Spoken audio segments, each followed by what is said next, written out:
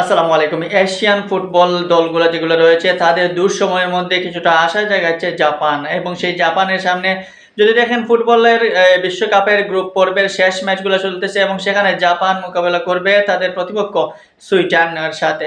এখন জাপান এবং সুইডেনের ওই ম্যাচ নিয়ে অনেক ধরনের বিশ্লেষণ চলতেছে যে আসলে ব্রাজিলের সাথে কে পড়তেছে, ব্রাজিলের সাথে রাউন্ড অফ 32-তে জাপান পড়ছে নাকি সুইডেন পড়ছে, 3 হলে সুইডেন পড়বে, সেকেন্ড হলে জাপান বা ফার্স্ট হলে জাপান পড়বে, এরকম কত ধরনের সমীকরণ চলে আসছে ফেসবুক দুনিয়ায়, সেটা নিয়ে অনেক কথাবার্তা হচ্ছে। কিন্তু যেটাই হোক না কেন, ব্রাজিলের সামনে জাপান পড়ুক কিংবা সুইডেন পড়ুক বা নেদারল্যান্ডস পড়ুক, যেই পড়ুক না কেন, ব্রাজিল এখন গুছিয়ে উঠতেছে, যে কোনো প্রতিপক্ষকেই গায়েল করতে পারবে। যাই হোক, ওইদিকে না গিয়ে আমরা যদি আজকের ম্যাচের দিকে আসি, তাহলে সুইডেন এবং জাপানের ম্যাচ নিয়ে যদি কথা বলি, তাহলে দেখতে পারবেন যে ওই ম্যাচের দিকে তাকিয়ে রয়েছে এশিয়ান ফ্যানরা, বিশেষ করে জাপান এবং সুইডিশরা। জাপান আমরা জানি যে নেদারল্যান্ডসের সাথে দারুণ ফাইট করে 2-2 গোলে ড্র করেছিল, আবার টিউনেশিয়াকে 4-0 গোলে পরাস্ত করে দারুণ একটা জয় পেয়েছিল। নেদারল্যান্ডস যে ধরনের ফুটবল খেলছে এই মুহূর্তে, সেই নেদারল্যান্ডসের বিপক্ষে জাপানের যে ফুটবল ক্যারিশমা আমরা দেখলাম 2-2 গোলে ড্র, সেটা বিশাল বিশাল। এবং এই বিশালতা থেকে এই জাপানের উপর একটু বেশি বোর করতেছে এশিয়ান ফ্যানরা, যে জাপান এবার হয়তো ভালো কিছু নিয়ে আসতেছে এশিয়ান ফ্যানদের জন্য, বা জাপান তাদের দেশের জন্য, বা বিশ্বকাপের জন্য জাপান নতুন করে রাঙাচ্ছে নিজেদেরকে। কিন্তু সেই জাপানের সামনে আরেকটা বলতে চাই যে ইউরোপিয়ান অঞ্চলের দারুণ একদম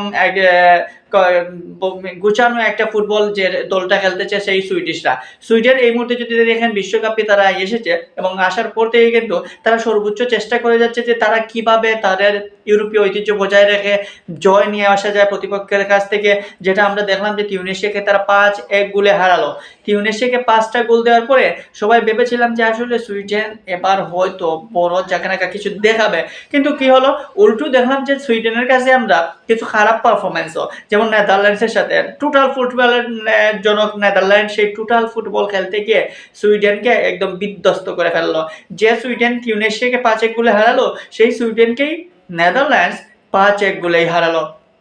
মুদ্রার দুটো পিটি দেখা হয়ে গেছে সুইডেনের, এক ম্যাচ জিতলো 5-1, আবার আরেক ম্যাচে হারলো 5-1। সো সুইডেনের জন্য ওই জাপান ম্যাচটা খুবই ইম্পর্টেন্ট। রাউন্ড অফ 32-তে যেতে হলে সেরা 8 দলের মধ্যে তৃতীয় স্থানের মধ্যে সেরা 8 দলের মধ্যে থাকতে হলে সুইডেনকে এই ম্যাচে জয় নিয়ে আসতেই হবে, জয়ের কোনো বিকল্প নাই, কিংবা ড্র, এটাই করতে হবে। আবার জাপানকে গ্রুপে চ্যাম্পিয়ন হতে, গ্রুপে নাম্বার 1 হয়ে যেতে হলে তাদেরকে জয়ের কোনো বিকল্প নাই, কারণ এখানে নেদারল্যান্ড, জাপান এবং সুইডেন তিনটা টিমও দারুণ দারুণ পারফরমেন্স করছে, এবং তিনটা দলের মধ্যেই এই কম্পিটিশনে এখন বিরাজ করতেছে। কিন্তু তাদের মূল যে টার্গেটটা এখন যদি দেখেন, তাহলে তিনটা দলেরই মূল টার্গেটটা হলো যে সামনে ব্রাজিল, এই ব্রাজিলের চেয়ে কিভাবে দূরে থাকা যায়। প্রতিপক্ষ যখন ব্রাজিল, তখন অটোমেটিকলি আপনার বিপক্ষের দল যেগুলো রয়েছে সেগুলো টেনশনের মধ্যে পড়ে যায়, এবং সেই টেনশন থেকে হয়তো জাপান ফ্যান বা জাপানি দল কিংবা সুইডেন কিংবা নেদারল্যান্ডস তিনটা দলই চাইবে যে যেন ব্রাজিলের মুখোমুখি না হয়।